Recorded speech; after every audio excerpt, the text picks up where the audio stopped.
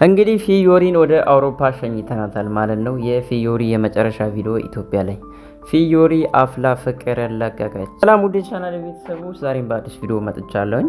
በተለይ አፍላ ፍቅር ድራማን የምትከታተሉት ሆነ ይህን ቪዲዮ ተወዱታላችሁ ብዬ አስባለሁኝ ማለት ነው። እንግዲህ ቪዲዮአችንን ላይክ ማድረግ እንዳትረሱ፣ ለቻናላችንም አዲስ ከሆናችሁ ሰብስክራይብ ብታደርጉና ቤተሰቦቻችን ብትሆኑ ደስ ይለናል ማለት ነው።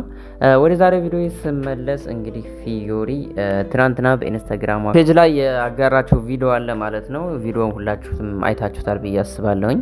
እንግዲህ ፊዮሪ አፍላ ፍቅር ለቃ ወደ ውጭ ሀገር እየሄደች ነው ማለት ነው። ቪዲዮውን ያጋራቸው እንግዲህ ኤርፖርቱና እንዲሁም ፍላይት እያደረገች ፖስት አድርጋለች ማለት ነው። ይሄ ነገር እንግዲህ ፊዮሪ ወዴት እየሄደች ነው፣ ፊዮሪ አፍላ ፍቅር ለምንድን ነው የምንለቀው የሚለውን እስከ መጨረሻው ስትከታተሉ አብራራችኋለሁ ማለት ነው። ፊዮሪ እንግዲህ ድራማው ላይ እንደተመለከታችሁት አሁን ያለቀው ክፍል ላይ መጨረሻ ላይ ፊዮሪ ሆስፒታል ገብታ ነበረ። እንግዲህ ፊዮሪ በዛው እንግዲህ ከአፍላ ፍቅር ልትወጣ ነው ማለት ነው። እንግዲህ የፊዮሪ ከአፍላ ፍቅር አወጣጥ በጣም ደስ የሚል አወጣጥ ነው።